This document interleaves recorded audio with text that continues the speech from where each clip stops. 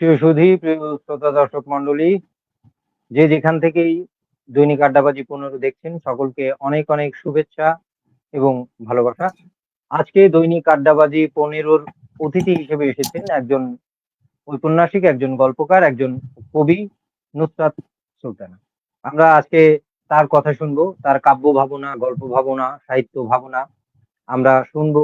ফাঁকে ফাঁকে তিনি যেহেতু একজন কবি, তার সুন্দর সুন্দর কবিতাও আমরা শুনবো কবি কণ্ঠে। তো যাই হোক, আর কথা দীর্ঘায়িত করছি না। আর আশা করছি আপনারা যারা যুক্ত হয়েছেন অতিথির কথা শুনবার জন্যই যুক্ত হয়েছেন। আর সাথেই থাকুন। আমাদের প্রত্যেক দিনকার আয়োজনের মতো অতিথির ছোট করে একটা পরিচিতির মাধ্যমে আমাদের আয়োজনটা শুরু করছি। দৈনিক আড্ডাবাজি 15। নুসরাত সুলতানা দ্বিতীয় দশকের কবি ও কথা সাহিত্যিক। পিতা আবু আল ইসলাম খান, মাতা খালেদা বেগম। ঢাকা বিশ্ববিদ্যালয় থেকে তথ্যবিজ্ঞান ও গ্রন্থাগার ব্যবস্থাপনা বিষয়ে স্নাতক ও স্নাতকোত্তর। প্রতিরক্ষা মন্ত্রণালয়ের অধীনস্থ military institute of science and টেকনোলজিতে সিভিলিয়ান স্টাফ অফিসার হিসেবে কর্মরত আছেন। স্বামী এবং একমাত্র পুত্র সন্তানকে সাথে নিয়ে বসবাস করছেন মিরপুর সেনানিবাস।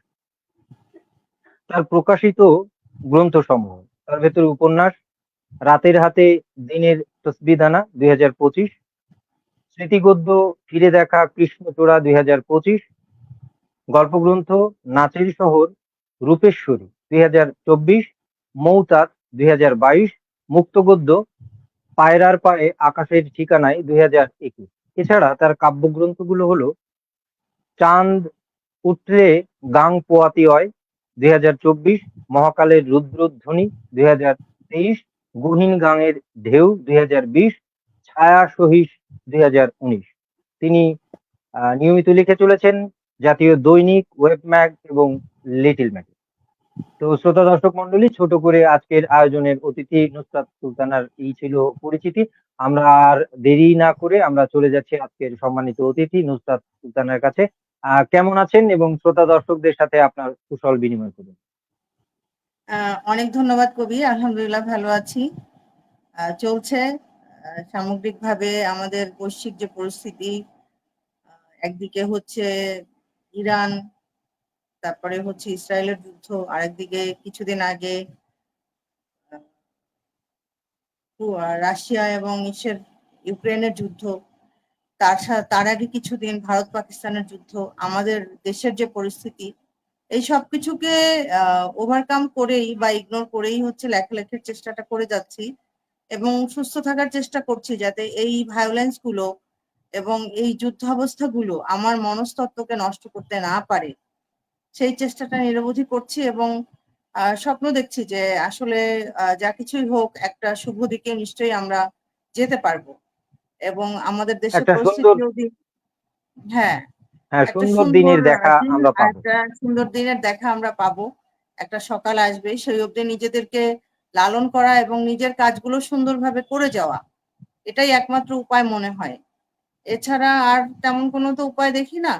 তবে বিভিন্ন ভাবে রাজনৈতিক পরিস্থিতি, সামাজিক পরিস্থিতি আমাদের সবার মনস্তত্ত্বকেই তো ব্যস্ত রেখেছে, সবার মনস্তত্ত্বকেই ভেঙে দিয়েছে হ্যাঁ, হ্যাঁ, অনেকখানি। হ্যাঁ, হ্যাঁ, তো সেই অনেকখানি না পরিস্থিতি নড়বড়ে, থেকেও মানে দুশ্চিন্তাগ্রস্ত। হুম হুম। দুশ্চিন্তাগ্রস্ত, খারাপ লাগা প্রতিদিন হচ্ছে। এই যে ভায়োলেন্স গুলো, এই যে মৃত্যুগুলো, এগুলো তো আসলে আমরা চাই না। রাজনৈতিকভাবে যে যে পক্ষেরই হোক, না, না। পরিশেষে একজন মানুষ মারা যায়, একজন সাধারণ মানুষ মারা যায়।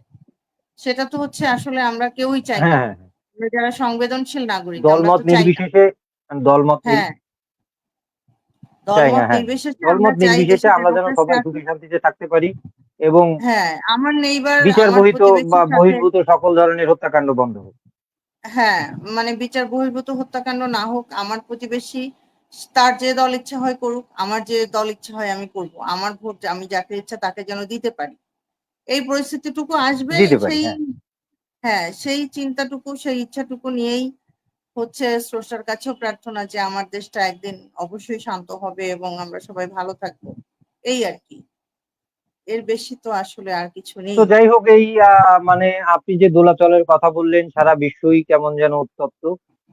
এর ভেতরেই আর কি ভালো থাকার যে চেষ্টা এড়িয়ে এবং সচেতন এবং সুন্দরভাবে সাধ্যের ভেতরে চলার এবং পাশের মানুষটাকে সাহায্য করার এই মানসিকতাটা অনেক বড় ব্যাপার। অনেক ধন্যবাদ এবং কৃতজ্ঞতা। আপনি সুন্দর করে বললেন। তো যাই হোক, আমাদের দৈনিক আড্ডাবাজির এই আয়োজনে, আমার এই আয়োজনে আমি বিশেষত অতিথিদের একদম গোড়ার গল্প থেকে শুরু করি। তো আপনি যে সাহিত্য চর্চাটা করছেন, সাহিত্য চর্চাটা কখন কিভাবে এর শুরুটা হলো, এটা একটু আমরা জেনে আসি। আম, আসলে ধরেন পাঠক হিসাবে আমি সিরিয়াস পাঠক একেবারে খুব ছোটবেলা থেকে। যেমন ধরেন আমি ক্লাস 8-এ বসে আমি পড়ে ফেলেছিলাম লেডি চ্যাটার্লি সাভার ডিএস লরেন্সের। তারপরে হচ্ছে আচ্ছা, ডাহুকি পড়ে ফেলেছি ক্লাস 8-এ। না, আচ্ছা, ইন্টারমিডিয়েটে উঠতে উঠতে রবীন্দ্রনাথের ওই শেষের কবিতা, গোরা, দুই বোন, যোগাযোগ, যা কিছু আছে মোটামুটি পড়ে ফেলেছিলাম। তারপরে আলাউদ্দিন আল আজাদ এদেরকে, তারপরে শহীদুল্লাহ কাছাড়, তারপরে হচ্ছে ধরেন আবুল ফজল, এদেরকে আমি সেই সময় থেকে পড়তাম। তো লেখালেখির ব্যাপারটা হচ্ছে ইউনিভার্সিটি লাইফে আমি লিখতাম, বিশ্ববিদ্যালয়ে লিখতাম, কিন্তু তৃতীয় বর্ষে যখন আমি পড়ি তখন লিটারেচার থেকে হুম, দূরে গিয়ে সামহাও আমি মানে অ্যাক্টিভিজমে অনেক বেশি হয়ে উঠি, মানে পার্টিসিপেটিং আচ্ছা, হয়ে আচ্ছা, উঠি। অ্যাক্টিভিস্ট, হ্যাঁ, তো হ্যাঁ, অ্যাক্টিভিস্টের হ্যাঁ, দিকে তখন বেশি আমি মনোযোগী। হচ্ছে লেফট অ্যাক্টিভিস্টদের সাথে প্রচুর হচ্ছে স্টুডেন্ট মুভমেন্টে পার্টিসিপেট করি। তো এই আচ্ছা, পার্টিসিপেট করতে করতে এক সময় হচ্ছে আমি, সে সময় আমি রুশ লিটারেচার খুব পড়তাম। আমি সে সময় হচ্ছে ওই আচ্ছা, যে কমিউনিস্ট পার্টির ইশতেহার পড়ি, মার্ক কার্ল মার্কসের। তারপর হচ্ছে ইভান তুর্গেনেভের পিতা পুত্র পড়ি। তারপরে হচ্ছে মা পড়ি। এগুলো পড়তে পড়তে পড়তে পড়তে হচ্ছে আমার হচ্ছে এই যে বিপ্লবীদের প্রতি একটা কঠিন মানে প্রগাঢ় একটা সমর্পণ আমার জন্মায়। তো এর ভেতরেই মানে ওর হচ্ছে তখন ভিতরে একটা একটা, সফট কর্নার এবং আগ্রহটা জন্মায় এবং হ্যাঁ, ভালোবাসা এবং আগ্রহটা দেখা শ্রদ্ধাটা দেয়। জন্মায়। তো সেই সময় যেটা হয় ওই যে আপনারাও জানেন যে শামসুন্নাহার হলে পুলিশ ঢুকেছিল। সেই সময় শামসুন্নাহার হলে একটা ঘটনা ঘটেছিল। তখন ঢাকা হুম, ইউনিভার্সিটি মুভমেন্ট হয়, সেটাতে সমস্ত পাবলিক বিশ্ববিদ্যালয়গুলো পার্টিসিপেট করে এবং হচ্ছে বুয়েট পার্টিসিপেট করে, সবাই করে। তো এই করতে করতে যখন ইউনিভার্সিটি বন্ধ হয়ে যায় তখন আমি চিন্তা করলাম যে আমি এসব করে আসলে কি করব। আমার বাবা মা তো আমাকে একটা এক্সপেকটেশন নিয়ে লেখাপড়া করতে পাঠিয়েছে। তো হ্যাঁ, তখন হচ্ছে আমি অবশ্যই। একাডেমিক পড়াশোনায় আবার ফিরে যাই, যে না আমাকে তো ঝুঁকে ঝুঁকে পড়েন, পড়ালেখা হ্যাঁ। করতে হবে, আমাকে এস্টাবলিশড হতে হবে। হ্যাঁ, তো ওই যে হ্যাঁ, ইউনিভার্সিটি লাইফে দেয়ালিকা লিখতাম, ছোট ছোট হচ্ছে গদ্য লিখতাম। কবিতা তখন লিখিনি আসলে, কিন্তু কবিতার প্রতি আমার সমর্পণ সেই ছোটবেলা থেকে। কারণ মিনার মনসুর ভাইয়ের যখন ওই দিয়েছিলে সকল আকাশ যখন আমি পড়েছিলাম, হুম, ওই যে 4টা হুম, পংক্তি, আহ ভালোবাসা পেয়ে যদি মানে ওটা হারাতেই বেশি। হয়, হুম, মাননীয় ডারউইন আশীর্বাদ করো, আমি যেন ফের সেই নিরেট বানর হয়ে যাই। মানে বাহ, এই বাহ, সেই পংক্তিগুলো। দোলা দেবার মতো, মানে ভেতরে একটা হ্যাঁ, অনুরণন তৈরি করেছিল। হ্যাঁ, তারপরে হচ্ছে হেলাল হাফিজকে তখন পড়ি। আরেকটা বিষয় হলো যে আমার যারা বড় ভাই ছিলেন, আমার আপন যিনি বড় ভাই তিনি এখন জয়েন্ট সেক্রেটারি, উনি লেখালেখি করতেন। এবং আমার বড় চাচার বড় ছেলে আখতারুজ্জামান খান, হুম, উনি বরিশাল বিএম কলেজের ইকোনমিক্স এর প্রফেসর। আমাদের বাড়ি থেকে অক্ষর নামে একটা পত্রিকা বের হতো। সো ওই এনভায়রনমেন্টের আচ্ছা, ভেতরে আমি ছিলাম। তো এই যে আচ্ছা, হচ্ছে আমি একাডেমিক লেখাপড়া করলাম, এরপর ডিফেন্সে জয়েন করে ফেললাম, তারপরে তো বিয়ে, বাচ্চা, এর ফাঁক দিয়ে আমি লিটারেচার থেকে অনেকখানি দূরে চলে গেছিলাম। আর সচেতন ভাবে আসলে আচ্ছা, আমি লেখক হওয়াটা অ্যাভয়েড করতে চেয়েছি। সোয়ার আপন গড, আমি আমি চেয়েছি যে আমি হুম, আমার হুম, হুম। লেখক, আমি লেখক হব না। হ্যাঁ, কারণ হব আমি না, হ্যাঁ। যখন না তো কখন সুনীল, সিরিয়াসলি, না মানে, তো কখন সিরিয়াসলি মনে হলো যে না, এখন লিখতেই হবে, লেখা ছাড়া আমি থাকতে পারছি না? এইটা আসছি, আমি এই গল্পটাতে আসছি। আমি যখন সুনীল গঙ্গোপাধ্যায়ের অর্ধেক জীবন পড়ি, সুনীল হুম, হুম, গঙ্গোপাধ্যায়ের যে বিলাবিট মার্গারেট মাতিউ, হুম, মার্গারেট মাতিউ কবিতা প্রচন্ড ভালোবাসতেন, হুম, কিন্তু উনি কখনো লিখতে চাইতেন না। উনি বলতেন যে আচ্ছা, এত মানুষ লিখে গেছে, আমি বরং হুম, পড়ি। তো ওই মার্গারেট মাতিউ আমাকে অনেক প্রভাব ফেলছিল আমার আমি ভেতরে। কি লিখব? হ্যাঁ, তো এরপরে হ্যাঁ, হ্যাঁ, আহ, আমার 2017-তে আমার মা সিভিয়ারলি অসুস্থ হয়ে যান। এবং উনি খুব মানে খুব ওনার মৃত্যুটা খুব ট্র্যাজেডি, উনি ইন্ডিয়াতে মারা যান। শুধু আমার একটা ভাই ছিল ওনার কাছে। আচ্ছা। মায়ের সাথে হচ্ছে আমার কেমিস্ট্রিটা একদম অন্যরকম। তার সাথে খুবই ঝগড়া করতাম আমি হুম। সারাক্ষণ, এবং কিন্তু মায়ের কোনো কষ্ট আমি সহ্য করতে পারতাম না। তো এই যে মায়ের মৃত্যু আচ্ছা। আমাকে সমূহ নাড়ায় দেয়। নাড়ায় দেওয়ার পরে যেটা হয়, 2018 তে আমি কবিতা লিখতে শুরু করি। যখন আমি একেবারে মানসিকভাবে একেবারে ডিসেবল। আমার আর কোনো উপায় নাই। আমি সাধারণ জীবন যাপন করতে পারছি না। হ্যাঁ। কিন্তু আমাকে অফিস করতে হচ্ছে, আমাকে সংসার করতে হচ্ছে, আমার বাচ্চা প্রতিপালন করতে হচ্ছে। সে সময় আমি কবিতা লিখতে শুরু করি, এবং ১ম কবিতাও হচ্ছে আমার মাকে নিয়ে। এই তারপর ২০১৮, আচ্ছা। ২০১৭ র পর থেকে আমি আর কবিতা লেখা থামাইনি। আমি সেখান থেকে লিখে চলেছি। এই। তো somehow আমি দেখেছি যে আচ্ছা। আচ্ছা। কবিতা না লিখলে আমার যে যাপিত জীবনের সবারই তো থাকে যাপিত জীবনের যে ফাঁদ, ভেতরের সেই যন্ত্রণা, ফাঁদ, ভেতরের যে একটা হ্যাঁ, জ্বালাপোড়া। ভেতরের যে কষ্ট, আমার এই যে হুম। ৩য় বিশ্বের একটা মানে গরিব রাষ্ট্রে আর একজন নাগরিক আমি। তারপর সামাজিক কত ব্যাপার আছে, কত হুম। টেবু আছে, দাম্পত্যের কত ফ্যাকরা আছে, হুম। তারপর রাষ্ট্রীয় কত ব্যাপার ফ্যাক্টর আছে। এই আছে। সবকিছু থেকে, হ্যাঁ, এই ব্যাপার সবকিছু আছে। থেকে আমাকে কবিতাই বাঁচিয়েছে। ডেফিনিটলি কবিতা বাঁচিয়েছে। এই। তো এখন তার মানে, মানে কি বলে, মনের উজ্জীবনের জন্য আবারও কবিতার কাছেই ফিরতে হলো। হ্যাঁ, আমাকে সাহিত্য একরকম আমার উপর শোধ নিয়েছে। যে তুমি আমার কাছে আসতে চাওনি, আমার কাছে না এসে তুমি কিন্তু পারবা না, আমি এবং তোমাকে আনবই। হ্যাঁ, আচ্ছা। আমি তোমাকে না, আনবই। ভালো করেছে। এরকমের আমি কিছু, মনে করি সাহিত্য, আমি আমি মনে করি সাহিত্য এই কাজটা ভালো করেছে, যে তা আপনাকে তার কাছে আবার নিয়ে গেছে ফিরিয়ে। তো বলুন। হয়তোবা, জানি না। হয়তোবা। তবে না লিখতে পারলে হচ্ছে আসলেই সাস্টেইন করা আমার জন্য টাফ হতো। এটা সত্য। আচ্ছা, আচ্ছা। হুম। তা যাই হোক, আমরা মোটামুটি তাহলে বুঝলাম এবং শুনলাম। দেখছি শ্রোতা দর্শকও যুক্ত হচ্ছেন, মন্তব্য করছেন। আপনারা যে যেখান থেকেই দেখছেন দৈনিক আড্ডাবাজি ১৫, সকলকে আবারও স্বাগতম এবং শুভেচ্ছা। আজকের অতিথি হিসেবে আছে নুসরাত সুলতানা, একজন কবি, একজন সাহিত্যিক। তার সাথে আমরা আড্ডা দিচ্ছি, আরো আড্ডা দেব এবং তার কবিতা শুনবো। যেহেতু উপন্যাস শোনার একটা লাইভ অনুষ্ঠান, একটা প্রেমের বাঁধা ধরা ব্যাপার আছে। উপন্যাস পড়াটাও একটা লং ব্যাপার। তো আমরা তার কবিতাগুলো শুনবো। দেখছি আমাদের মন্তব্য করেছেন জাহিদ। তিনি লিখেছেন, ভালো লাগছে কবি, অনেক ধন্যবাদ। সুশান্ত হালদার গতদিন আমার আড্ডাবাজির অতিথি ছিলেন, প্রিয় মানুষ সুশান্ত দা। তিনি লিখেছেন, সঞ্চালক ও কবিকে সুন্দর অনুষ্ঠানের জন্য শুভেচ্ছা ও শুভকামনা, সাথে আছি, শুনছি। অনেক অনেক ধন্যবাদ, কৃতজ্ঞতা, আপনি সাথে আছেন, ভালো লাগলো। যাই হোক, আমরা কবি কণ্ঠে একটা কবিতা শুনে আসি। আমাদেরকে কি শোনাচ্ছেন?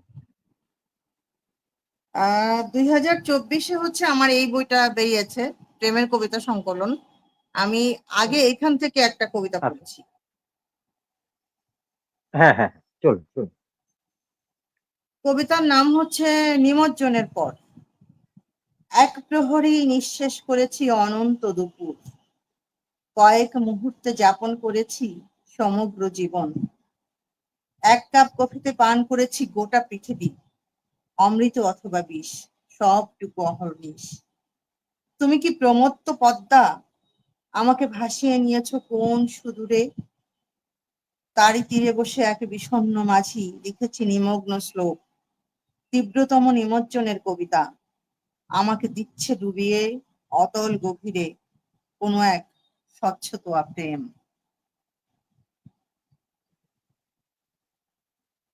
আরেকটা পড়বো কি?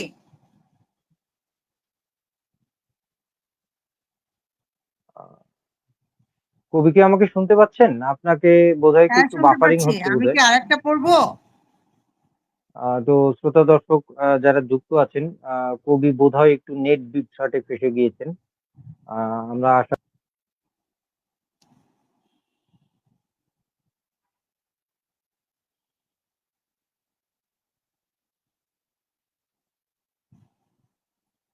আচ্ছা, আমি আরেকটা কবিতা পড়ছি।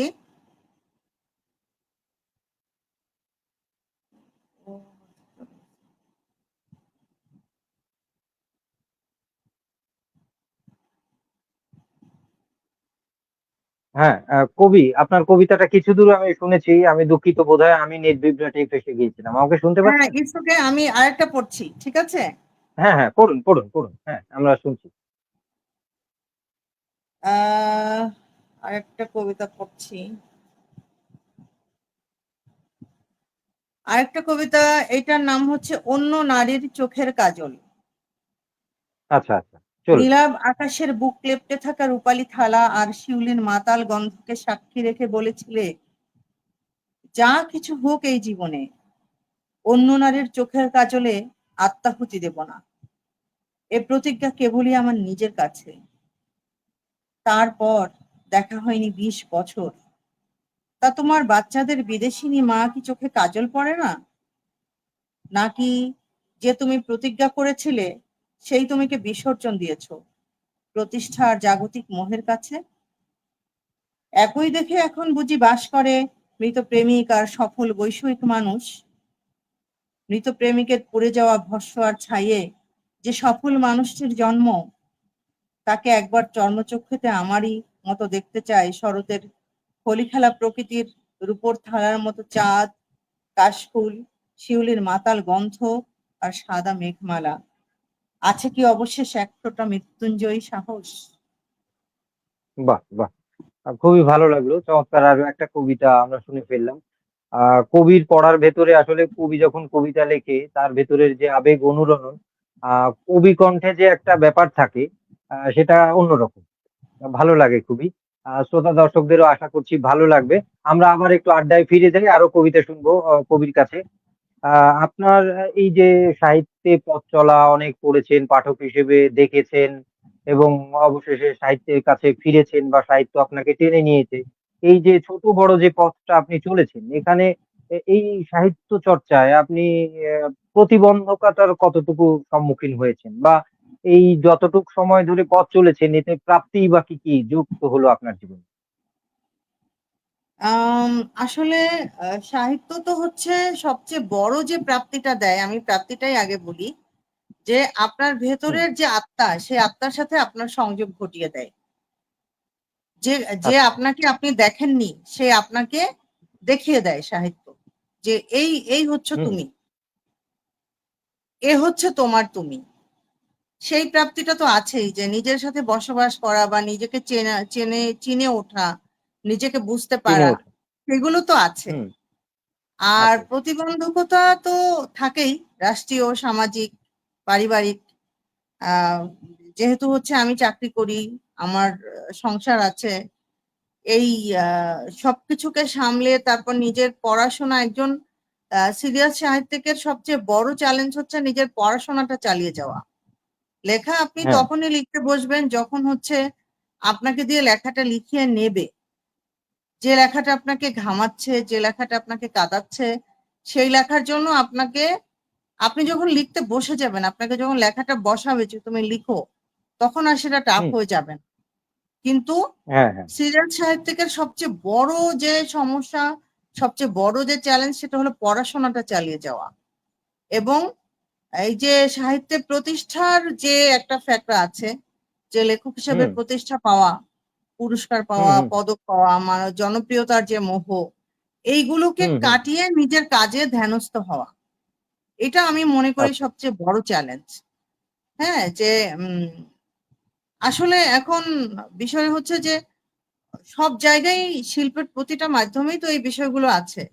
যেমন যিনি হ্যাঁ, আছে। অভিনেতা আর যিনি নায়ক, এই হুম, দুজন মানুষ তো এক না। আবার এক যিনি না। শিল্পী, হ্যাঁ, যিনি হুম, সঙ্গীত শিল্পী আর যিনি গায়ক, হুম। এই দুজনও এক না।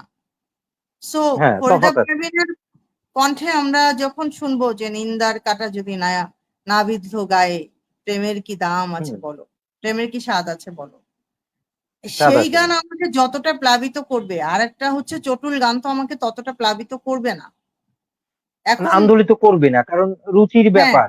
যাদের রুচি হ্যাঁ, যত উন্নত, তারা উন্নত কিছু আশা করে শিল্পীর কাছ থেকে, শিল্পের কাছ থেকে। হ্যাঁ, এখন ওইটাই হচ্ছে বড় চ্যালেঞ্জ, যে পড়াশোনাটা চালিয়ে যাওয়া এবং নিজের লেখাটা শতভাগ সততা এবং সাধনা নিয়ে লিখে যাওয়া। যে লেখার মধ্যে পরিশ্রম হচ্ছে, করে লেখা। হ্যাঁ, পরিশ্রম করে এবং লেখাটা হচ্ছে একেবারে ভেতর থেকে করে প্লাবিত করে লিখে যাওয়া। এইটা, প্লাবিত করে এই যাকে বলা চ্যালেঞ্জটা তো যায় যে আছে। আবিষ্কার, একজন একজন লেখককে বা কবিকে একজন ভালো আবিষ্কারক হতে হয়।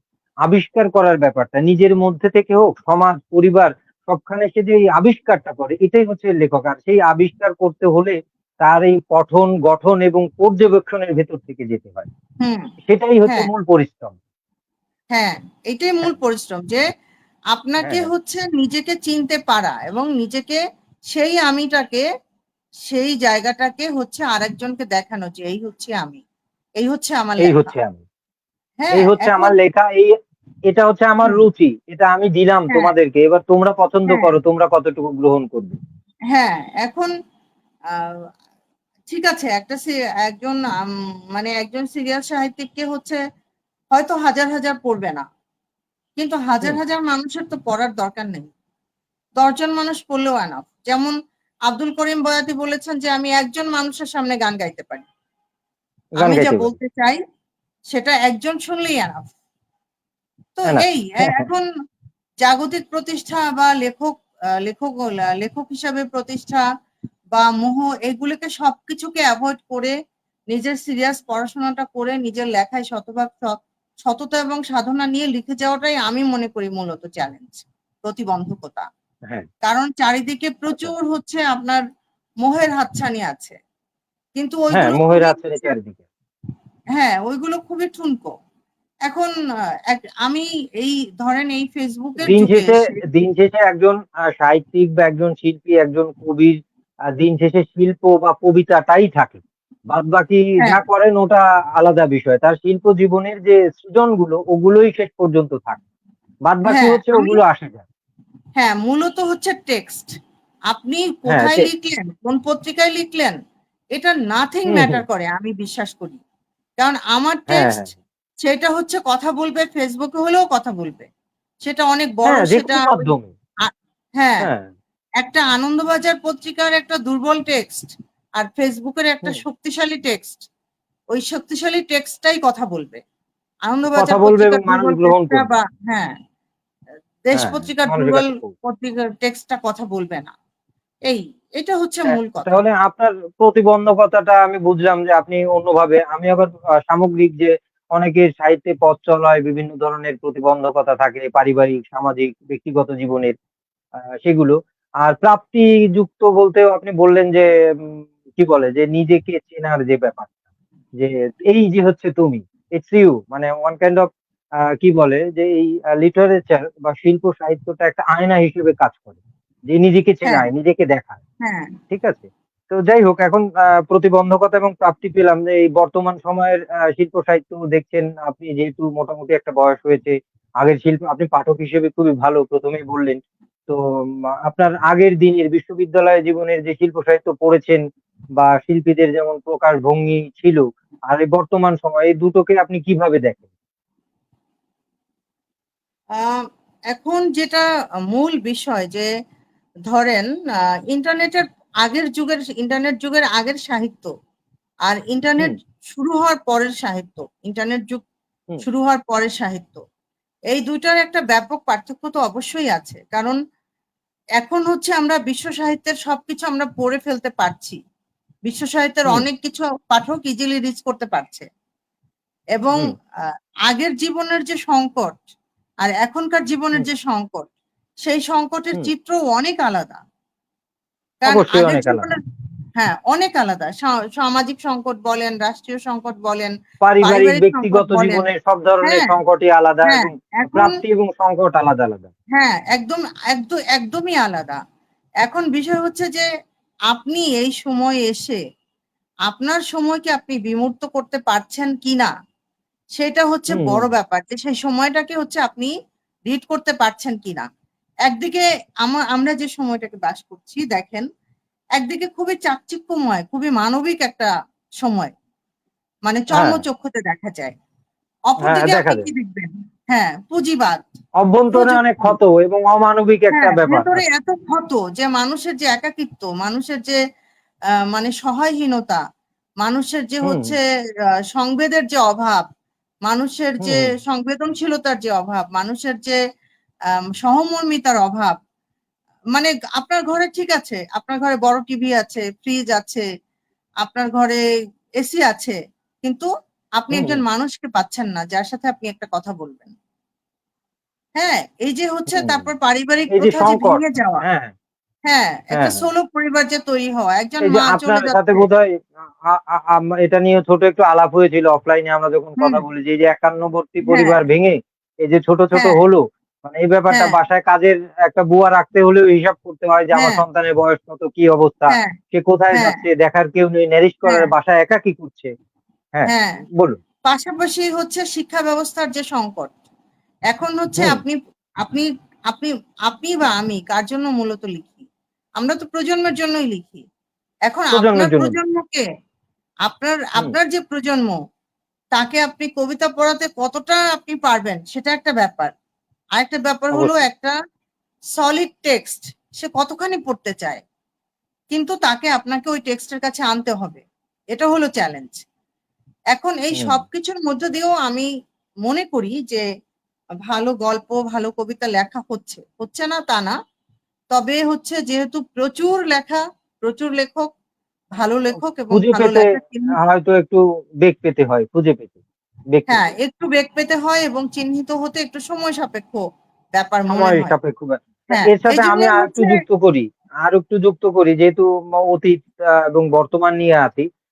একজন লেখক, সাহিত্যিক বা শিল্পীকে যেমন দূরদৃষ্টির ব্যাপারটা আপনি কিভাবে দেখেন? কারণ সে তো শুধু মানে বর্তমানের জন্য লেখে না, সে আগামীর জন্য, ওই যে আপনি কথাটা বললেন যে প্রজন্মের জন্য লিখছি। তো হ্যাঁ, দূরদৃষ্টির ব্যাপারটা কিভাবে দেখেন বা থাকা কি উচিত কিনা? দৃষ্টি আবার একটু বলেন প্লিজ? দূরদৃষ্টি। অবশ্যই দূরদৃষ্টি তো সবকিছু। কারণ আপনি যদি আবু বকর সিদ্দিকীর গল্প পড়েন, তার গল্পের যে দৃশ্যকল্প, চিত্রকল্প, তার গল্পের হুম। নায়ক নায়িকার যে মনস্তত্ত্ব এবং তারা হুম। যে পোশাক পরেছে, আপনি দেখবেন যে সেটা এই সময়ের সাথে খুব অ্যাডজাস্টেবল। কিন্তু আবু বকর হুম। সিদ্দিকী যখন লিখেছেন, সেই সময় ওইটা হুম। খুবই অ্যাডভান্স ছিল। সো সাহিত্যিককে ৫০ বছর পরের যে চিত্রকল্প, যে দৃশ্যপট, সে যে বৈশ্বিক অবস্থা, যে সামাজিক অবস্থা, সেটা বুঝতে পারার মতো সক্ষমতা থাকতে হবে। সেটার জন্যই হচ্ছে হুম। সাহিত্যিককে রাষ্ট্রাচার, পুঁজিবাদ এবং হচ্ছে বিশ্ব অর্থনীতি এগুলোর সাথে মোটামুটি একটা পড়ালেখা লেখকের জানাশোনা থাকা থাকতে দরকার। হবে। হ্যাঁ, হ্যাঁ, হ্যাঁ, জানাশোনা বা পড়ালেখা থাকা দরকার। থাকা দরকার। তো যাই হোক, ব্যাপারটা আমরা অতীত, বর্তমান এবং ভবিষ্যৎ নিয়ে মোটামুটি আপনার দৃষ্টিভঙ্গিটা আমরা জানতে পারলাম, উপকৃত হলাম। তো আমরা এবার আরেকটু কবিতা শুনে আসি। আরেকটু কবিতা শুনি, অনেকক্ষণ গল্প করলাম, আবার গল্প করবো, আলাপচারিতায় যাবো। কি শোনাচ্ছেন আমাদেরকে? আচ্ছা, ঠিক আছে। এইটা হচ্ছে আমার এই বইটা বেরিয়েছিল ২০২৩-এ, মহাকালের রুদ্রধ্বনি। এই হুম। বইটা হচ্ছে পাঠকের খুবই পছন্দের বই। এটা মূলত সমাজ বাস্তবতার কবিতা। এই বইয়ে আসলে আ কোনো নাই। সমাজ বাস্তবতার কবিতাগুলো আছে। আমি এখান থেকে একটা কবিতা পড়ছি। হ্যাঁ, একটু হ্যাঁ, বড় পড়ুন। কবিতা। হ্যাঁ, হ্যাঁ, পড়ুন, অসুবিধা নেই। দানবের গান। কবিতার নাম হচ্ছে দানবের গান। আমি একটি প্রজাপতির অকাল মৃত্যুর কথা বলতে এসেছি। বলতে এসেছি একটা ফুলের আত্মহত্যার কথা। আমাকে বেদনার্ত করেছে একটি রূপসী ভরা যৌবনা নদীর আত্মহনন। একটা চপলা হরিণের পথ রুদ্ধ করে শিকারীরা মেতে ওঠে আদিম খোঁজে। হায় মানুষ! আজও তুমি কেবল রক্ত আর মাংসেই নিজেকে বন্দী রাখলে। পৃথিবীর তাবৎ ফুল বেচে বুঝি মাংস খাবে? গরু, কুমির, শুয়োর নিস্তার নেই কোনো প্রাণীর? আজও বুঝি অন্ধকারে হয়ে ওঠো এক আদিম দানব? পোশাক, ভাষার প্রযুক্তি এই বুঝি সভ্যতার সর্বোচ্চ অর্জন? মানুষ, তুমি কি সুন্দর মোহনীয় সাপটিকেও রেঁধে বেড়ে হজমে তৃপ্তির ঢেকুর তুলবে? তুমি কি কুড়ি থেকে গোলাপ অবধি প্রস্ফুটিত হবে না? বিশুদ্ধ সৌন্দর্য আর ভালোবাসার প্রত্যয়ে তুমি কি নদীটির পাশে গিয়ে দাঁড়াবে না? তুমি কি ফুলগুলোর পাশে গিয়ে ফিসফিসিয়ে বলবে না ভালোবাসি? তুমি কি এই পৃথিবীকে প্রজাতির অভয়ারণ্য বানাবে না? যদি তা না পারো, জেনে রেখো নিশ্চিত, এই পৃথিবী কেবল দানবের গানই গাইবে। বাহ! মানে একটা যে ব্যাপারটা বুঝলাম, কবিতার ভিতরে অন্যরকম একটা সমাজ ব্যবস্থা এবং রাষ্ট্র ব্যবস্থার প্রতি বোধহয় একটা ধিক্কার, একটা স্যাটায়ার ছিল এবং আসলে আচ্ছা, কবি তো এইবার আসলে হচ্ছে দর্পণ আমি আরেকটা সমাজের। হুম, হুম, পড়ুন, আরেকটা পড়ুন। কবিতা পড়ছি হুম, আরেকটা কবিতা পড়ছি সেটা হলো জায়নবাদী, যেটা হচ্ছে ওই যে হ্যাঁ, যান। ইসরায়েল ফিলিস্তিনকে নিয়ে হুম, ফিলিস্তিনকে হ্যাঁ, নিয়ে হ্যাঁ, একটা কবিতা আছে, সেটা পড়ছি। হ্যাঁ, পড়ুন। তোমাকেও কি 10 মাস গর্ভে ধারণ করেছেন কোন নারী, অতঃপর সমুদ্র সম ব্যথায় জন্ম দিয়েছেন কোন মা? তুমিও কি পান করেছো কোন নারীর স্তন সুধা, চামড়ার নিচে বইছে কি লাল রক্তের ধারা? আচ্ছা, তোমার ক্ষুধা কিংবা তৃষ্ণা পায় তো? আছে কি তোমার কোনো শিশু, যার কোমল হাত কখনো জড়িয়ে ধরেছে তোমার কণ্ঠদেশ, তুলতুলে নরম ঠোঁট ছুঁয়ে দিয়েছে তোমার শক্ত গ্রীবা কিংবা গাল? কখনো কি পাড়ি দিয়েছো শিশুর কোমল আঙুল ছুঁয়ে সবুজ প্রান্তর? তোমরা কেবলই বোঝো অস্ত্রের ভাষা, তোমাদের ড্রাকুলা আত্মার পিপাসা মেটে শিশুর কোমল রক্তে। কোনো কালেই তোমরা মানুষ ছিলে না। হ্যাঁ, পৃথিবীর মানব সকল সমস্বরে আজ বলে তুমি, তোমরা শুধুই দানব জায়নবাদী। বাহ! আবারও আরো একটা মানে বর্তমান সময়ের যে চিত্রকল্প তার উপরে এবং বর্তমান সময়ের যে সমাজ বা রাষ্ট্র বা বিশ্ব ব্যবস্থার যে অবনতি তা আমরা দেখতে পেলাম।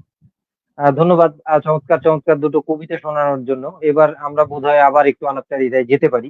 আমরা এবার একটু যে ব্যাপারটা আপনার কাছে জানতে চাই যে এই যে শিল্প সাহিত্য চর্চা তো দীর্ঘদিন ধরে করছেন, এখনো করে চলেছেন। সেই শিল্প সাহিত্যটা মানে আমি একজন লিখি, শিল্প সাহিত্যের সাথে আছি, আপনি আছেন, ব্যাপারটা এরকম না। সামগ্রিকভাবে বলতে চাই যে এই শিল্প সাহিত্যটা মানুষের উপরে কিভাবে প্রভাব ফেলে, ঠিক আছে? এটা একটু আপনার দৃষ্টিতে জানতে চাই। মানুষের ভেতরে প্রভাব ফেলার যে বিষয়টা, আপনি যখন দেখবেন যে একজন মানুষ, হ্যাঁ এটা সত্য যে একজন লিখে, একজন লেখকও ক্রিমিনাল হতে পারে। এটা আমরা দেখেছি যে হুম, একজন লেখকও দুর্নীতিবাজ হতে পারে, হুম, ক্রিমিনাল হতে পারে, অনেক কিছু হতে পারে। কিন্তু একজন অনেক শিল্পী, কিছু হতে পারে। যে সত্যিকার অর্থে শিল্পী, হুম, যে ভেতর থেকে শিল্পকে নিয়েছে, হুম, সে কিন্তু মানুষের বিরুদ্ধে হুম, যেতে পারে না, সহজে আমরা যেতে দেখি না। এখন যিনি লিখছেন দেখুন। তিনি শিল্পী হয়ে উঠছেন কিনা, সেটা হচ্ছে বড় প্রশ্ন। যে শিল্পকে তিনি ধারণ করছেন কিনা, আচ্ছা। মানবতাকে, প্রেমকে এই যে এবং ফাঁকে সুন্দরকে। ফাঁকে একটা ফাঁকে একটু যুক্ত করি, ইন্টারাপ্ট করি। সেটা হচ্ছে আমার বোধহয় বোহেমিয়ান নিবেদন শিরোনামে একটা লেখা আছে। তো ওখানে দুটো লাইন আছে, এরকম আছে যে বিখ্যাত শিল্পী আর শিল্পমনা এক নয়, যেমন এক নয় মানুষ এবং লিঙ্গ। তো হ্যাঁ, ব্যাপারটা আপনার কথায় আমি অনুভব করলাম সেই কথাটা, আবারও বলুন। হ্যাঁ, তো এখন আপনি যেমন ধরেন যে একজন ডাক্তার, একজন ইঞ্জিনিয়ার, একজন বিশ্ববিদ্যালয়ের শিক্ষক বা একজন সায়েন্টিস্ট, তিনি হচ্ছে হুম, প্রাতিষ্ঠানিক মানুষ হিসেবে সফল। কিন্তু তার যদি হচ্ছে একটা শিল্প মন না থাকে, উনি যদি সাহিত্যের কাছে না আসেন, উনি যদি সংস্কৃতির হুম, কাছে না যান, তখন তো উনি মানুষের ব্যথা বেদনাকে অনুভব করতে পারবেন না। এমনকি না খুব পারবে না। একদম একদম কাছের মানুষটার যে কষ্ট হচ্ছে, তার কষ্টটাকেই তিনি অনুভব করতে পারবেন না। সো একটা হ্যাঁ, হ্যাঁ, বিবেকবান, সংবেদনশীল একটা সহমর্মী সমাজ গড়ে তুলতে হলে অবশ্যই শিল্প সাহিত্য অত্যন্ত জরুরি বিষয়। আমরা আমাদের আচ্ছা। ছোটবেলায় কি দেখেছি যে আমাদের বাবা-মায়ের সাথে আমরা পূজা দেখতে গিয়েছি। আমাদের হুম, বাসায় আমাদের অন্য ধর্মের বন্ধুরা এসেছে ঈদের দিন সেমাই খেতে। এসেছে না? তাতে হুম, কি আমাদের কারো ধর্ম চলে গেছে? চলে যায়নি। সো না, শিল্প, সাহিত্য এবং সংস্কৃতি সবসময় যেকোনো কিছুর প্রকৃত স্বরূপটা হুম, উদ্ঘাটন করতে সাহায্য করে এবং গভীরভাবে চিন্তাকে উদ্বুদ্ধ করে। এজন্য প্রজন্মের ভেতরে এই এই জিনিসকে হুম, পুঁতে দেয়া ছাড়া আর কোনো বিকল্প আসলে নেই।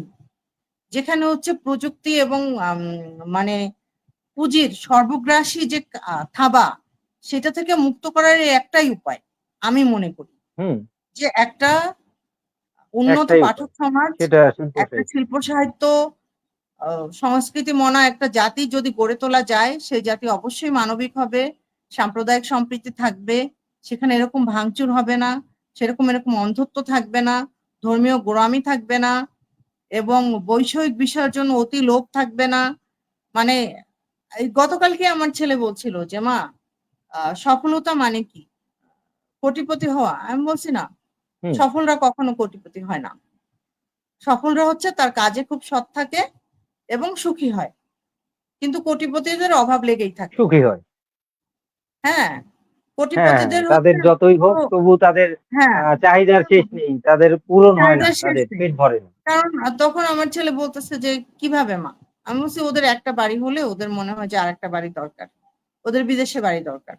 এভাবে হুম ওদের অভাব কখনো শেষ হয় না। কিন্তু ওরা আসলে কিছু ভোগ করতেও পারে না। হুম কিন্তু একজন সফল মানুষ তো আমাদের লোক উপভোগও করে সংস্কৃতিতে, আমাদের লোক হ্যাঁ, সংস্কৃতিতে একটা প্রবাদ আছে যে মানে পেটের খিদে মেটে কিন্তু চোখের খিদে মেটে না। তো হ্যাঁ, ব্যাপারটা হচ্ছে সেরকম একটা ব্যাপার। সেইটাই। তো এই এখন তো যাই হোক। আমরা ছোট হুম জি হুম, বলেন। এখন এখন আমরা যেহেতু অনেকটা সময় পার করলাম, শ্রোতা দর্শক যারা দেখছেন দৈনিক আড্ডাবাজি 15, আমরা গুটি গুটি পায়ে একদম শেষের দিকে পৌঁছে যাচ্ছি। দেখছি পুরো প্রতীক রানা লিখেছেন শুভেচ্ছা, অনেক ধন্যবাদ। হয়তো লাইভটা এখন অনেকে দেখছেন, মাঝে মাঝে ঢু মেরে যাচ্ছেন, কিংবা পরবর্তীতে দেখবেন। আশা করছি আপনারা সুন্দরের চর্চা করবেন, সততার চর্চা করবেন, মানবিকতার চর্চা করবেন। পৃথিবীতে মানুষের একটা মাত্রই ধর্ম। মাঝে মাঝে আমার মনে হয় মানুষের একটা মাত্রই কাজ, সেটা হচ্ছে মরে যাওয়া। এই জন্য বলি, এটা দুঃখ থেকে হোক, আবেগ থেকে হোক, যে মরে যাওয়া ছাড়া তো মানুষের মূলত কোনো কাজ নেই। আমরা আসছি পৃথিবীতে, খাচ্ছি যাচ্ছি ঘুরছি, তো মরে যাবো। তো সেখানে এত চাহিদা, এত হিংসা, এত অমানবিকতা, এত অসাম্প্রদায়িকতার তো প্রয়োজন নেই। আমরা মানুষের সাথে ভ্রাতৃত্ববোধ, ভালোবাসার সাথে, মানবতার সাথে, আমার পাশের মানুষটাকে আমার পছন্দ হচ্ছে না, আমার আপনার সাথে মতের মিল হচ্ছে না, ওকে, আপনার মতের সাথে আমার মেলে না, আমি সর্বোচ্চ কি আপনার সাথে আমি চলবো না, কিন্তু আমি তো আপনাকে আঘাত করতে পারি। এই সেটাই। আঘাত এবং প্রতিহিংসার কারণেই মানুষ আরো বেশি উগ্র হয়ে উঠছে। তো সেই উগ্রতা কমানোর জন্য আপনার কথা থেকেই কথা নিয়ে বলছি যে এই শিল্প সাহিত্য মানুষকে নম্র করে, সুন্দর করে। আর শিল্পী সাহিত্যিক যারা আছেন তারা অবশ্যই একটা দায়িত্বের জায়গা থেকে কাজ করবেন, যেহেতু আপনাদেরকে গোটা সমাজ দেখে, অল্প হোক, 10 জন হোক, 50 জন হোক, 1000 মানুষ হোক, দেখে, দেখে কিছু শেখে, তারা হয়তো দুটো শব্দ দ্বারা প্রভাবিত হয়। তো যাই হোক, এখন শেষ দিকে এসে একটু শুনতে চাই যে আপনার শিল্প সাহিত্যের উপন্যাস, গল্প বা কবিতা নিয়ে কি নতুন, কি ধরনের কাজ আসছে বা পেতে পারি আমরা আগামীতে। আম আমার হচ্ছে ২ টা উপন্যাস প্রকাশের অপেক্ষায় আছে। একটা হচ্ছে ঐতিহ্য করছে। আচ্ছা। নাম হচ্ছে আ হুম। 'রাতের হাতে দিনের তসবিহ আনা'। এই উপন্যাসটা বাহ। হচ্ছে একজন আচ্ছা, ডাকাত আর? মুক্তিযোদ্ধা তার সময় এবং তার জীবনকে কেন্দ্র করে মুক্তিযুদ্ধের পূর্ববর্তী ভূ-রাজনীতি, মুক্তিযুদ্ধ, মুক্তিযুদ্ধের পরের রাজনীতি, ওই সময়টাকে বিমূর্ত করে। তবে প্রচন্ড রকম ড্রামাটিক একটা আখ্যান এটা। মানে জীবনের এত দুর্দান্ত ওঠানামা হুম। আছে, জীবনের এত বাঁক আছে এই উপন্যাসটাতে। যাই হোক আমি পাঠককে আমার আগাম আমন্ত্রণ জানিয়ে রাখলাম। আরেকটা হচ্ছে পড়ার আর কি না, উম তাহলে আমরা উপন্যাসটা নিয়ে একটু বলি। তাহলে আমরা ধরতে পারি এটা one kind of historical novel হচ্ছে এটা। হ্যাঁ, একটা হ্যাঁ, হিস্ট্রিক্যাল নভেলই তো। কারণ হিস্টোরিক্যাল নভেল ওই হচ্ছে। উপন্যাসটার হ্যাঁ, শুরু হয়েছে মুক্তিযুদ্ধ নিয়ে যেহেতু আপনি বললেন। হ্যাঁ, হুম হুম হুম। মুক্তিযুদ্ধ আছে, মুক্তিযুদ্ধের পরবর্তী যে সময় সেটার ভূ-রাজনীতি। আ আ আমি উপন্যাসটার সময়কাল যদি বলি ১৯৩৯ সাল থেকে ১৯৯২ হুম, উপন্যাসের আখ্যান। 92। আচ্ছা আচ্ছা। হ্যাঁ, হ্যাঁ সো এই সময়কার সমস্ত ঘটনা প্রবাহই ওই যেহেতু হচ্ছে উপন্যাসের আখ্যান মুলাদি, বরিশাল মুলাদিকে হ্যাঁ কেন্দ্র হ্যাঁ, করে তার সাথে, সাথে বৈশ্বিক এবং এই আমাদের ঘটনাটার বর্ণনাটা হ্যাঁ, হচ্ছে আর কি। জাতীয় যে ঘটনাগুলো সেগুলো নিয়ে। সো এটা বাহ, একেবারেই চমৎকার একটা একটা ব্যাপার। ঐতিহাসিক উপন্যাস। আরেকটা হ্যাঁ উপন্যাস হ্যাঁ। যেটা সেটা হলো 'অনার্য বৃক্ষযুগল'। এটাও হচ্ছে একজন মুক্তিযোদ্ধা এবং প্রান্তিক রাজনীতিবিদের রাজনৈতিক মনস্তত্ত্ব, তার জীবন, আর্থসামাজিক জীবন, সাথে বাংলাদেশের রাজনৈতিক পরিভ্রমণ এইটা নিয়ে। আচ্ছা আচ্ছা। মানে এই বাহ, তাহলে উপন্যাসের আমরা সমাজের উপরে বা সমাজ সচেতনতার উপরে এবং পেছনে ফিরে দেখা মানুষের মনস্তত্ত্ব, আমরা নতুন দুটো কাজ পাচ্ছি, খুবই ভালো লাগলো। হ্যাঁ, তো আমি আশা করছি যে পাঠকরা উপন্যাসগুলো পড়বেন এবং আমি এই উপন্যাসটা লিখতে আমার সময় লেগেছে ৫ বছর। ৫ বছর বসে আচ্ছা, আমি একটা উপন্যাস শেষ করেছি। আর ওই তাহলে তো উপন্যাসটা বিরাট ব্যাপার। আপনি মনে হয় ঐতিহাসিক উপন্যাসের কারণে বা হিস্টোরিক্যাল যেহেতু, কারণ এর জন্য অনেক তথ্য এবং অনেক কিছু সংগ্রহ করতে হয় এবং হ্যাঁ, পড়তে সেটা হয়েছে, প্রচুর পড়তে গুছিয়ে লিখতে হয়েছে। সময় লাগে। হ্যাঁ, হ্যাঁ, হ্যাঁ, প্রচুর পড়তে বুঝতে পারছি। হয়েছে, কারণ একটা এপিসোড লিখতে গেলেই হচ্ছে আমাকে অন্তত 7 দিন 8 দিন স্টাডি করতে হয়েছে, তারপরে আমি লিখতে পেরেছি। হয়েছে, হ্যাঁ, বুঝেছি। এই বা এটা চমৎকার ব্যাপার। আশা করছি পাঠকরা নতুন চমৎকার একটা কাজ করবে। তো শ্রোতা দর্শক মন্ডলী, আপনারা যারা আছেন দেখছেন দৈনিক আড্ডাবাজি 15, সকলকে আবারও শুভেচ্ছা এবং ভালোবাসা। সাথে আজকে অতিথি হিসেবে আছে একজন সাহিত্যিক, একজন কবি, একজন গল্পকার, নুসরাত সুলতানা। তো আমরা যেহেতু অনেকটা সময় কবি পার করে ফেললাম আর গুটি গুটি পায়ে আমরা একদম শেষ দিকে পৌঁছে গেছি, তো যাবার আগে কি কবিতা শোনাচ্ছেন আমাদেরকে? আসলে আমার কাছে বই আছে, আরেকটা বই হচ্ছে গহীন গাঙের ঢেউ আছে। গহীন গাঙের ঢেউটা হচ্ছে দুই বাহ, হাজার বিশে তাহলে আমরা একটা বেরিয়েছিল। শুনে ফেলি। হ্যাঁ, এবার হুম। এইটা থেকে একটা কবিতা পড়ে শেষ করি, ঠিক আছে? হ্যাঁ, হ্যাঁ, ওকে, ওকে।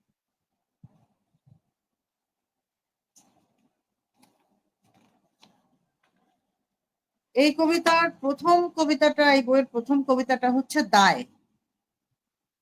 আমি দায়টাই পড়ছি। এই হুম, দায় কবিতাটা একদম হচ্ছে ইংল্যান্ড হুম, থেকে প্রকাশিত একটা লিটল ম্যাগে প্রথম প্রকাশিত হয়েছিল, তারপরে বইয়ে এসেছে। পড়ছি আমি কবিতাটা। যদি বলি এক বাটি জ্যোৎস্না এনে হুম, দেবে, পড়ুন। আমি রূপালী হব। জানি বলবে তুমি জ্যোৎস্নার চেয়েও রূপালী। যদি এনে দিতে বলি ধান ক্ষেত থেকে এক মুঠো সবুজ, আমি সতেজ হব। জানি বলবে তুমি চির সবুজ আমার কাছে। যদি বলি দিগন্তের কিছু মায়া এনে আমার চোখে মিশিয়ে দাও, আমি হরিণীর মতো মায়াবী হব। তুমি হয়তো বলবে তোমার চোখের চেয়ে মায়াবী ত্রিভুবনে আর কিচ্ছুটি নেই। যদি শুধাই ভালোবাসো আমায়, তবেই তুমি চুপ। ভালোবাসলে যে দায় নিতে হয়, মুগ্ধতার কোনো দায় নেই। বাহ, বাহ, বাহ। আরো একটা সুন্দর কবিতা আমরা শুনে ফেললাম আমাদের আয়োজনের একদম সেই দিকে। তো চলে যাচ্ছে আপনার কাছে শ্রোতা দর্শক মন্ডলী এবং সকলের সাথে আপনার বিদায়ী শুভেচ্ছা বিনিময়ের জন্য। আম, অবশ্যই পাঠক, যারা শ্রোতা ছিলেন, দর্শক ছিলেন, পাঠক ছিলেন, সবাইকে অশেষ শুভেচ্ছা এবং নিজেদের সময় থেকে বের করে আপনারা যারা লাইভটি দেখছেন এবং দেখবেন, সবাইকে কৃতজ্ঞতা জানাচ্ছি। সবাইকে একটা কথাই বলবো যে আহ, পৃথিবীতে যেমন অনেক খাবার আছে, তার মধ্যে থেকে ভালো খাবারটাই আপনার শরীরকে, স্বাস্থ্যকে ভালো রাখে। তেমনি অসংখ্য লেখা আছে, অসংখ্য গান আছে, অসংখ্য মুভি আছে, তার মধ্যে থেকে যেটি আপনার মননকে সমৃদ্ধ করে, আপনি সেই লেখাটি পড়বেন। নিজেকে ভালো রাখতে চাইলে, নিজেকে বাসলে আপনি যেমন ভালো খাবার খাবেন, তেমনি ভালো পড়া পড়বেন এবং বাহুল্য বর্জন করে নিজের শরীর স্বাস্থ্যের যত্ন নেবেন, প্রপার ঘুমাবেন, ভালো লেখা পড়বেন, ভালো খাবার খাবেন, পরিবারকে সময় দেবেন। সবাইকে অনেক ভালোবাসা। অনেক ধন্যবাদ এবং কৃতজ্ঞতা। আপনিও আপনার মূল্যবান সময় বের করে যে আমার সাথে আড্ডাবাজিতে যুক্ত হয়েছেন। তো আমি আর কথা বাড়াচ্ছি না। শ্রোতা দর্শক মন্ডলী, আপনারা দেখছিলেন দৈনিক আড্ডাবাজি 15। আজকে অতিথি হিসেবে ছিলেন একজন সাহিত্যিক, একজন কবি, গল্পকার নুসরাত সুলতানা। তার সাথে মোটামুটি ছোট করে আমরা একটা আড্ডা দিলাম। তো আমি আর কথা বাড়াচ্ছি না। আপনারা যেখানে যে অবস্থায় থেকে এটা দেখেছেন বা পরবর্তীতে দেখবেন, সকলকে অনেক অনেক শুভেচ্ছা এবং ভালোবাসা। পরবর্তী কোনো এপিসোডে নতুন কোনো অতিথি নিয়ে আবার আপনাদের কাছে ফিরে আসবো। সেই পর্যন্ত ভালো থাকুন, সুস্থ থাকুন, সুন্দর সত্যের সাথে থাকুন। শুভরাত্রি।